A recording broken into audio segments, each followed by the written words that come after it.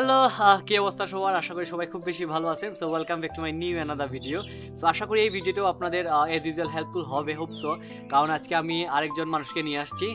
উনি যদিও Wolverhampton university student. So আজকে ভাবলাম ওনার মুখ থেকে ওনার যে লাস্ট 2-3 মাস বা লাস্ট যে সেশনে আসছেন ওনার জার্নিটা শুনবো এবং ওনার এক্সপিরিয়েন্সটা শুনবো ইকুয়েতে এবং Wolverhampton university as well. So ভাবলাম যে আপনাদের হয়তো বা কিছু ইনফরমেশন পেতে ইজি হবে ব্যাপারগুলো, বা ওনার মুখ থেকে যদি ডিরেক্টলি শুনেন, বা উনি কোনো ডিফিকাল্টিস ফেস করতেছেন কিনা, বা ওনার ওভারঅল ওনার এক্সপিরিয়েন্সটা আর কি অ্যাজ এ স্টুডেন্ট হিয়ার কিরকম দিন যাচ্ছে আর কি। সো দিদি, আপনার নামটা যদি বলতেন। হ্যালো সবাইকে, আমি হচ্ছি শর্মি পাল। আমি বাংলাদেশ থেকে ইন্টারন্যাশনাল স্টুডেন্ট। সো আমি আসছি জানুয়ারি সেশনে 2025-এ। আমার জানুয়ারি চলতেছে অ্যান্ড আমার ইউনিভার্সিটির নাম ইউনিভার্সিটি অফ উলভারহ্যাম্পটন, অ্যান্ড আমি আসছি মাস্টার্স অফ পাবলিক হেলথ কোর্সে। সো ন্যাচারালি এই কোর্সটা হচ্ছে যারা nursing background, health care health সেক্টরে যারা আছে তাদেরই, বিশেষ করে তারা মোটামুটি এমএসসি নার্সিং, এমপিএইচ, অনেকে রিসার্চ প্রোগ্রাম লাইক এমআরইএস এ কোর্স করে। এমআরইএস এ আবার পাবলিক হেলথে এমআরইএস আছে আর অন্যান্য এমআরইএস এই সাবজেক্টের উপর করে আর কি। হ্যাঁ, সো ওখানে দুইটা ছিল, আমি চুজ করি পাবলিক হেলথ কারণ আমার আগে থেকে ইচ্ছে ছিল। So that's the thing. আমি এখন বর্তমানে পড়াশোনা করছি ইউকেতে, university of Wolverhampton. Okay, so আপনি যদি আপনার ব্যাকগ্রাউন্ডটা বলতেন, লাইক আপনি কোন ব্যাকগ্রাউন্ডে ছিলেন এবং এই সাবজেক্টে আসছেন, যদি একটু kindly back to Bangladesh. Okay, so I have completed my bachelor of science in nursing. Okay, আমি নার্সিং থেকে কমপ্লিট করি, অ্যান্ড এটা হচ্ছে সিলেটের স্বনামধন্য একটা নার্সিং কলেজ, যেটা হচ্ছে সবাই নাম শুনেছেন, Begum Rabeya Khatun Chowdhury nursing college, which is adjacent to Jalalabad Ragib Rabeya medical college. So সেটা থেকে আমি আমার ব্যাচেলর কমপ্লিট করি 2020-এ, অ্যান্ড দেন আমি 4 বছর আমার জব পারপাসে আমি ওখানেই ছিলাম। মৌলভীবাজার জেলায় আমি কাজ করেছি 4 বছর একটা নার্সিং, দুইটা নার্সিং কি বলে ইনস্টিটিউটে। সো আমি 2 বছর ওখানে, 2 বছর একটা ইনস্টিটিউটে, দেন আরো 2 বছর আর একটা জায়গায় ছিলাম। আপনার টোটাল টিউশন ফিসটা কত ছিল এবং কত বছরের কোর্স আপনার এটা? আমার ফুল টাইম স্টুডেন্টস এখানে, আমার হচ্ছে 1 বছরের কোর্স ডিউরেশন 1 বছর। সো আমি এখানে 1 বছরের জন্য আমার ফুলফিল কোর্সটা কমপ্লিট হবে 1 বছরে। আমি 1 বছরের জন্য আমার টিউশন ফিস প্রথমে আমি যখন অ্যাপ্লাই করি তখন ছিল 15,950 পাউন্ড এখানে, গ্রেট ব্রিটেন পাউন্ড যেটাকে বলে। সো এন্ড দেন আমি অ্যাপ্লাই করার পরে স্কলারশিপ পাই 1500 এর মতো। যখন আপনি আনকন্ডিশনাল পান তখন ওরা একটা স্কলারশিপ দেয়, মিনিমাম অ্যামাউন্ট কত টাকা দিছে স্কলারশিপ? 1500 এর মতো। 1500 দিছে। দ্যাটস মিন আপনার 15,500 ছিল আপনার টোটাল টিউশন ফিস, বাট ওইখান থেকে আপনি 5,500 আপনি পাইছেন। নাও আমার ছিল 14,450। ওকে, দ্যাটস মিন আপনার ফাইনাল যে টিউশন ফিসটা ওইটা হচ্ছে আপনার 14,000 পাউন্ডস। ওকে, সো আপনার উলভারহ্যাম্পটনে মিনিমাম ডিপোজিট কত দেয়া লাগে বা আপনি কত দিয়ে আসছেন? সো মিনিমাম ডিপোজিট হচ্ছে যেটা স্কলারশিপ আসার পরে যে অ্যামাউন্টটা থাকবে এটার হাফটা আমি 50% পে করা লাগে। সো আমি একটু বেশি দিয়ে আসছি, যেহেতু আমার কভার আপটা ছিল, সেজন্য আমি 8,000 এর মতো দিয়ে আসছি। 8,000 পাউন্ডের মতো। 8,000 পাউন্ড আপনি দিয়ে আসছেন, বাট উলভারহ্যাম্পটনে মিনিমাম ডিপোজিট কত দেয়া লাগে এই ব্যাপারে? 5,000 পাউন্ডের মতো। 5,000 পাউন্ড মিনিমাম ডিপোজিট। এটা মনে হয় কোর্স বেসড, লাইক কোর্সের উপর ডিপেন্ড করে। সো এটা অনেকে আছে আমার পরিচিত যারা হচ্ছে এমআরইএস এ আসছে, তারা 5,000 দিয়ে আসছে। সো যারা আমার সাথে ছিল তারা অন্য। ওকে, সো আপনি কি মনে করেন যে আমরা টিউশন ফিজের ক্ষেত্রে যে আপনার তো ছিল 14,000, সো আপনি তো 8,000 দিয়ে আসছেন আপনার 14,000 এর মধ্যে। সো আপনার টিউশন ফিস পের ক্ষেত্রে আপনার এটা কি মনে হয়, লাইক আমরা কি মিনিমাম ডিপোজিট দিয়ে আসা বেটার নাকি একটু বেশি দিয়ে আসা বেটার? বা আপনি যেহেতু 8,000 দিয়ে আসছেন, আপনি তো চাইলে 5,000 দিয়ে আসতে পারতেন, তাহলে আপনি 8,000 কেন দিয়েছেন, বা কত টাকা মানুষের দিয়ে আসা উচিত, বা এই ব্যাপারে আপনি কি বলবেন? লাইক এটা হচ্ছে, আমি যদি বলি এটা পার্সন ভেরি করে, বাট আমার মনে হয়েছিল আমি যদি একটু বেশি দিয়ে আসি তখন আমি নেক্সট যে 2টা ইনস্টলমেন্ট, আমি যতদূর জানি ইউনিভার্সিটি অফ উলভারহ্যাম্পটন ইনস্টলমেন্ট দিয়ে থাকে, সেটা একটা প্লাস পয়েন্ট। সো ওখান থেকে আমার কিছুটা কমে যাবে। ওই জিনিসটা আমারটা কভার আপ করতে গেলে আমি বাকি 2টা ইনস্টলমেন্ট যেটা পাবো সেটা আমার কভার আপ করতে ইজি হয়ে যাবে। উনি যেটা প্রিফার করতেছেন যে আপনি যত বেশি দিয়ে আসতে পারবেন আপনার অ্যামাউন্টটা, রেস্ট অফ দ্য অ্যামাউন্টটা কিন্তু কমে যাবে। সো এখানে আইসা আপনি কাজ করে যে ইনস্টলমেন্ট প্ল্যান পাবেন ইউনিভার্সিটি ওয়াইজ ভেরি করে ওইটা, সো ওইটার বেস করে আপনি দিতে ইজি হবে। যত বেশি থাকবে তত আপনার জন্য ডিফিকাল্টিজ ম্যানেজ করা, বিকজ আপনার you have to manage your accommodation, you have to manage your food expenses, electricity, internet, everything, right? একটু আমাদের বলতেন চাই, আমাদের অনেক অডিয়েন্স শুনতে চায় যে এক এক ইউনিভার্সিটির এক একটা কিন্তু ইনস্টলমেন্ট প্ল্যান, রাইট? সো আপনার ইউনিভার্সিটি ইনস্টলমেন্ট প্ল্যান কি, বা আপনাকে কতদিন সময় দিছে, বা আপনাকে প্রসিজারটা কি, আপনি কিরকম ওদের থেকে সুবিধা পাইছেন বা বেনিফিট কি পাইছেন, বা ইনস্টলমেন্ট প্ল্যান কি পাইছেন, আপনি যদি বলতেন, বা আপনি কত বাকিটা পে করছেন কিনা, বা কবে নাগাদ করবেন, বা ওদের সিস্টেমটা কি? আচ্ছা, তো আমি 8,000 পাউন্ডের মতো আমি পে করে আসি দেশ থেকে। অ্যান্ড এখানে আসার পরে আমি যেটা দেখি, আমি 2টা ইনস্টলমেন্ট পাই। সম্ভবত ইউনিভার্সিটি থেকে আমি যতদূর জানতাম, আমার প্রিভিয়াস যে রিসার্চ থেকে আমি যতদূর জেনেছি, সেটা 2টা ইনস্টলমেন্ট প্ল্যান তারা দেয়। সো আমি এখানে আসার পরে মার্চের প্রথম দিকে আমি ইনস্টলমেন্টটা এখানে এসেই আমি সেই ইমেলটা পাই। ইউনিভার্সিটি ইনকাম সেকশন থেকে আমাকে একটা ইমেল করে যে আপনার first installment and second installment plan. আচ্ছা, এখানে একটা কথা আছে, আমি কিন্তু আমার ভিসা লেটে পেয়েছি। লাইক আমার ক্লাস শুরু হয় 13 জানুয়ারি থেকে, বাট আমার ভিসা আমি পেয়েছি জানুয়ারির জানুয়ারি না, এক্স্যাক্টলি ফেব্রুয়ারিতে।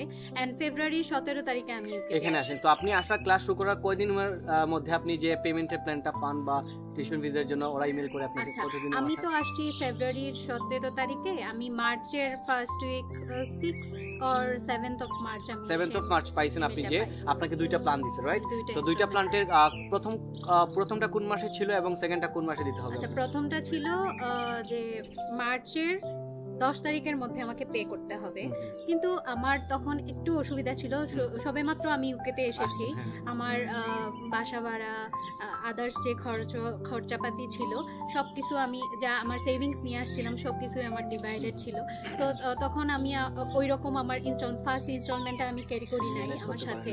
সো দ্যাট টাইম আমি তাদের কাছে যাই ইনকাম সেকশনে, তারা খুবই ফ্রেন্ডলি এবং তারা বলে যে আমাকে তুমি 42 দিনের মধ্যে, হ্যাঁ, ওই যে টাইমটা যদি আমি সেটা ক্রস করি, যেটা 10 মার্চ ছিল, দেন আরো 42 দিন সময় দেয় তারা।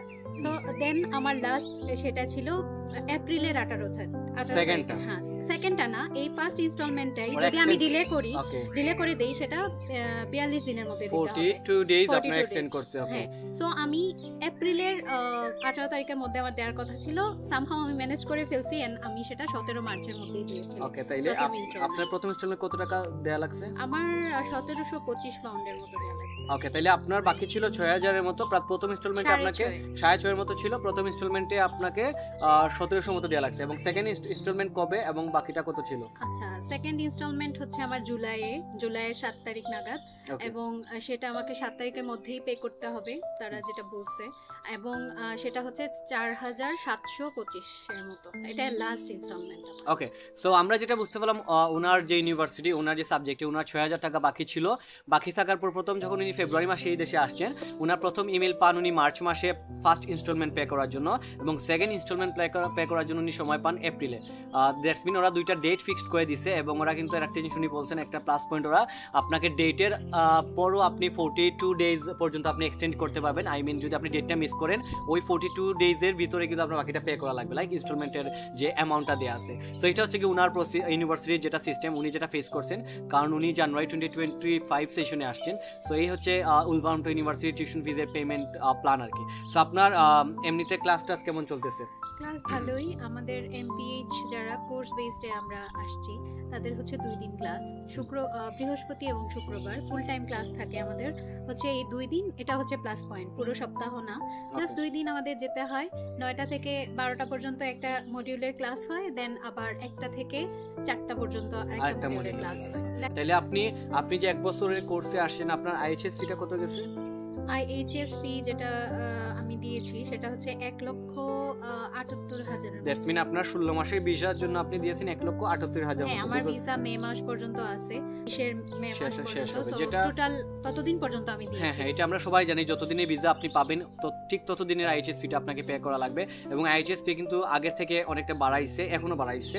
এবং আমি যখন আসছিলাম তখন আমার কিন্তু 19 মাসের ভিসা ছিল, সো 19 মাসে আমি দিয়ে আসছি 1,30,000 মতো সামথিং ছিল আর কি, কিন্তু ওনার 12 মাস 16 মাসের জন্য উনি দিয়ে আসছেন 1,78,000 মতো। সো এটা আসলে 2 ইয়ার্সের মধ্যে অনেক চেঞ্জ হয়েছে, ভিসা ফি বাড়ছে, এইচএস ফি বাড়ছে এবং বিএফএস ফি বাড়ছে অ্যাজ ওয়েল। সো আপনি এমবিএস আপনার যে বিএফএস ফি এবং আপনার ভিসা ফি নিয়ে কত দেওয়া লাগছে? বিএফএস ফি আমি আমার যতদূর মনে হচ্ছে আমি 13,000-এর মতো দিয়েছি। বিএফএস ফি দিয়েছেন। আর আপনার ভিসা অ্যাপ্লিকেশন? আমার ভিসা অ্যাপ্লিকেশন বলতে এমবেসি ফি। এমবেসি ফিটা হচ্ছে আমি দিয়েছি 74,000 সামথিং বা 75,000। ওকে, তাইলে মোটামুটি আমরা এই ব্যাপারটা আইডিয়া পেলাম যে লাস্ট সেমিস্টারে উনি আসছেন, ওনার কত দেওয়া লাগছে। কারণ আমি অনেক জিনিস জানি আপনার ব্যাপারে যে আপনি ইন্টারভিউ নিয়ে অনেক প্রবলেম ফেস করছেন। সো উলভারহাম্পটন ইউনিভার্সিটি প্রিকাস ইন্টারভিউটা নিয়ে যদি একটু বলতেন আর কি, যদি ডিটেইলসে। সো আসলে এটা আমার কাছে একদমই নিউ ছিল সত্যি কথা বলতে। আর আমি তো প্রথমে এই প্রথমবার আমি ইউকেতে অ্যাপ্লাই করছি। এর আগে আমি করেছিলাম অন্য দেশে, বাট সামহাও আমার এটা হয় নাই। বাট ইউকেতে আমি যখন করি তখন আমি উলভারহ্যাম্পটন সিলেক্ট করার পরে তারা আমাকে জানায় যে রোবোটিক্স ইন্টারভিউ নেবে। সো আমি রোবোটিক্স ইন্টারভিউর প্রিপারেশনও নিয়েছি। এই ইন্টারভিউটা নরমালি আমরা জানি প্রিকাস ইন্টারভিউ কোনো হিউম্যান বেসড লাইভ ভিডিও কলে বা মিট কলে হয়, যেটা আমার ধারণা ছিল। বাট রোবোটিক্স ইন্টারভিউটা হচ্ছে এর থেকে ডিফারেন্ট, অপোজিট। লাইক এটা হচ্ছে কম্পিউটারাইজড। ওকে ওকে, সো ওখানে টাইমিং এআই বেসড, ওখানে টাইমিং থাকবে, ওখানে টাইমিং সব প্রসিডিউর ওখানে থাকবে। জাস্ট আমি জাস্ট বসবো ওখানে, আমি জাস্ট স্টেপ বাই স্টেপ প্রত্যেকটা জিনিস করতে থাকবো। টাইমলি টাইম থাকবে, প্রশ্ন দেয়া থাকবে, ওইটা শুরুও হবে রেকর্ডিং টাইমলি এবং পুরোটা জিনিস রেকর্ডেড থাকবে তাদের কাছে। এবং প্রত্যেকটা জিনিস হচ্ছে টাইমের মধ্যে। অনেকে আছে না অনেক সময় সত্যি কথা বলতে চায় না, জানি না কেন, বাট টু বি অনেস্ট আমি সত্য বলছি যে আমি পরপর 3বার রোবোটিক্স দিয়েছি, আমার 3বারেই আমি ফেইলিওর। কারণ হচ্ছে আমি রোবোটিক্স জিনিসটা ওইভাবে নিতে পারি না, কমফোর্ট ফিল করেন না। হ্যাঁ, কমফোর্ট ফিল করি নাই। এবং দেখা গেছে আমাকে যেভাবে আমার ট্রেনার বা যারা ছিলেন, যাদের থেকে আমি পরামর্শ পেয়েছি, তারা আমাকে যেভাবে ট্রেন করতেছেন সেভাবে গিয়ে আমি পরীক্ষায় গিয়ে আমি বসছি, সেভাবে আমি আশানুরূপ কোনো কোয়েশ্চেন পাচ্ছি না। দেখা যাচ্ছে যে ইনস্ট্যান্ট প্রশ্নটা চেঞ্জ হয়। আর একটা দ্বিতীয়ত হচ্ছে যে আমি তখন চিন্তা করতে করতে আমার সময় চলে যাচ্ছে, আমি কিছু বলতে পারছি না, বা আমি হঠাৎ করে নার্ভাস হয়ে যাচ্ছে, এরকম জিনিস ফিল করে। আমার প্রথমবার তো খুবই বাজে হয়েছে, দ্বিতীয়বার মোটামুটি ভালো ছিল, বাট তারপরও তাদের কাছে ওইটা তাদের আশানুরূপ হয় নাই। এন্ড থার্ড টাইমও হয় নাই। সামহাও তখন আমি খুবই ডিপ্রেসড হয়ে গেছিলাম, আপসেট কি হবে কি না হবে। বাট প্লাস পয়েন্ট হচ্ছে তারা যে আবার আমাকে আরেকটা সুযোগ দিছে, সেটা ছিল যে হিউম্যান বেস।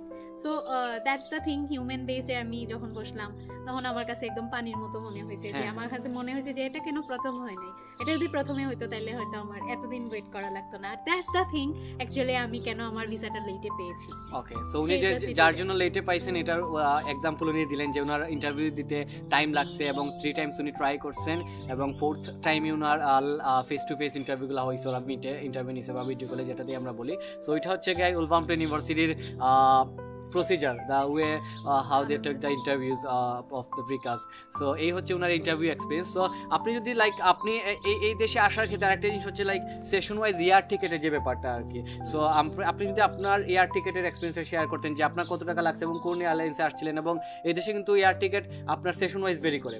অনেক সেশনে দেখা যায় যেমন আপনি যদি সেপ্টেম্বর, অক্টোবর, নভেম্বর, ডিসেম্বরের দিকে করেন অনেক হাই থাকে, জানুয়ারি সেশন দিকে কম থাকে। এই ব্যাপারটা যদি আপনার কত টাকা এয়ার টিকেটে লাগছে বা কিরকম? আসলে এতক্ষণ আমি যা বললাম, যেহেতু আমার এটা প্রথম এক্সপিরিয়েন্স, সো সেই দিক থেকে প্রথম কথা হচ্ছে প্রথম আসা, এন্ড দ্বিতীয়ত হচ্ছে আমার visa late. So visa late হওয়াতে আমার আশায় একটু রাশ ছিল। তারা আমাকে আমার অ্যারাইভালটা দিয়েছিল যে এত তারিখের মধ্যে তোমার আসতে হবে। তো সেই সময়টাতে আমি দেখলাম যে আমি অনেক জায়গায় খোঁজ খবর নিলাম, যে প্রত্যেকটা জায়গায় আমি খোঁজ নিয়ে দেখলাম যে এয়ার টিকেটসটা অনেকটা হাই। তখন আমার মনে হলো যে মনে হয় এটা সেশনের জন্য, এই যে একটা স্টুডেন্টরা যাচ্ছে দেশের বাইরে, সেটা হচ্ছে একটা কারণ হতে পারে। বাট আমার তো যাওয়া লাগবে, আমি ভিসা পেয়েছি, এখন আসতেই হবে। সো সেই দিক থেকে আমি হচ্ছে খুব খোঁজাখুঁজি করে অনেক কিছু স্যাক্রিফাইস করে আসলে একটা টিকিট পাই লাস্ট পর্যন্ত। হচ্ছে সেটা থাই এয়ারলাইন্সে প্রথমে আমাকে অনেক বেশি বলেছিল, তাদের সাথে কথা নেগোশিয়েট করতে করতে হচ্ছে আমি 1,10,000 এয়ার টিকিটটা পাই। এন্ড দেন আমি থাই এয়ারলাইন্সে ওখান থেকে উড়াল দিই আসি। তো আপনার দিনকাল কেমন যাচ্ছে? আমরা একদম শেষ দিকে চলে আসছি, যদিও ভিডিওটা অনেক লং হয়ে যাচ্ছে। বাট আশা করি আপনারা যারা উলভারহাম্পটন নিয়ে রিসার্চ করতেছেন, আশা করি এই ভিডিও থেকে কিছু না কিছু হলেই আপনারা একটু ইনফরমেশন পাবেন, যেগুলো অনেস্ট ইনফরমেশন। কারণ উনি আসছেন জানুয়ারি টু এপ্রিল পর্যন্ত ওনার যে এক্সপিরিয়েন্স। তো আরেকটা যদি ছোট্ট করে যদি আপনি লাইক এখানে সবাই পার্ট টাইম জবের অপরচুনিটিস বা পার্ট টাইম জবের ক্ষেত্রে বা আপনি কি করতেছেন বা আপনি কোনো জব পাইছেন কিনা কিনা, বা আপনার পার্ট টাইম জব নিয়ে যদি একটু ছোট্ট করে বলেন আর কি 1-2 মিনিটের ভিতরে। আচ্ছা, জব তো একটা ব্যাপার আসলে। এখানে স্টুডেন্টরা, ইন্টারন্যাশনাল স্টুডেন্টসদের জন্য অনেক সবাই সেশন ওয়াইজ সবাই আসে, তখন অনেক মানুষজন হয়ে যায়। তো সেক্ষেত্রে পাওয়াটা একটু টাফ হলেও আই থিঙ্ক পেশেন্স রাখলে সেটা হয়ে যাবে। বাট আরেকটা ব্যাপার হচ্ছে সবাই মানে সবার প্রতি আমার একটা পরামর্শ, আমরা জব পাই আর যাই পাই, যখনই পাই, সেটা ডাজেন্ট ম্যাটার। ম্যাটারটা হচ্ছে আমাদের আসার সময় মিনিমাম 2 থেকে 3 মাসের একটা ব্যাকআপ নিয়ে আসার জন্য। এটা নিয়ে আসলে তখন আর ওইটা স্ট্রেসড হবে না যে আমি বিপদে পড়ে যাচ্ছি, আমি জব পাচ্ছি না। পাইলেও তো খুবই ভালো, পাইলে খুবই ভালো, না পাইলেও আপনার ওইরকম টেনশন হবে না। লাইক 2-3 মাসের ভিতরে আপনি একটা না একটা কোনো কিছু ম্যানেজ করতে পারবেন। আমি ফেস করছি, আমি মাত্র 1 মাসের নিয়ে আসছিলাম। সো ভাগ্যিস ভগবানের কৃপায় আমি 1 মাসের মধ্যে আমার জবটা ম্যানেজ হয়ে গেছে। জবটাও ম্যানেজ হয়ে গেছে। After 1 month I got a job in Telford. আমি এখন টেলফোর্ডে আছি। সো এটাই হচ্ছে ব্যাপার। আপনারা যারাই যখন আসবেন তখন একটা মোটামুটি 2-3 মাসের একটা ব্যাকআপটা নিয়ে আসেন, তাইলে আপনার এই হেডেকটা থাকে না। আমি যেটা সবসময় আপনাদের বলে রাখি যে আপনাদের টিউশন ফিজের যে পরিমাণটা আছে সবসময় একটা সিংহভাগ টিউশন ফিজ পে করে আসবেন, তাইলে কি হয় আপনার এই টিউশন ফিজের প্যারাটা থাকে না। তাইলে আসার পরে এখানে আপনি 2 মাসের ভিতরে জবও ম্যানেজ করা লাগবে, টিউশন ফিজের একটা প্যারা থাকবে, জিনিসটা আপনি মেন্টালি একটু সাফার করা লাগে আর কি। বাট মানুষের ধারা কোনো কিছু ইম্পসিবল না, কাজ ম্যানেজ করা ইম্পসিবল না, টিউশন ফিজ দেওয়া ইম্পসিবল না, কিন্তু এটা টোটালি ডিপেন্ড করবে আপনার ডেডিকেশনের উপর, আপনার স্যাক্রিফাইসের উপর, আপনার স্ট্রাগলের উপর। সো আপনাদের জন্য অনেক অনেক শুভকামনা। আর এজ ইউজুয়াল যদি আপনাদের কোনো ইনফরমেশন জানা থাকা লাগে আমাকে বলবেন, অবশ্যই ইমেল দেওয়া থাকবে ডেসক্রিপশন বক্সে, অথবা আমি পিন করে দেবো কমেন্টে। আমি দরকারও হয় আপনাদের জন্য ইউনিভার্সিটি ওয়াইজ আমি যাব, স্টুডেন্ট কালেক্ট করবো, ওদের থেকে এক্সপিরিয়েন্স শুনবো, বা আমি ইনফরমেশন কালেক্ট করে ভিডিও মেক করার ট্রাই করবো আর কি। So thank you so much আজকের মতো এই ভিডিও এখানেই। আর থ্যাংক ইউ আপনাকে আপনার সময়ের জন্য। আর don't forget to subscribe my channel, stay tune and see you in the next video. Bye bye. Bye.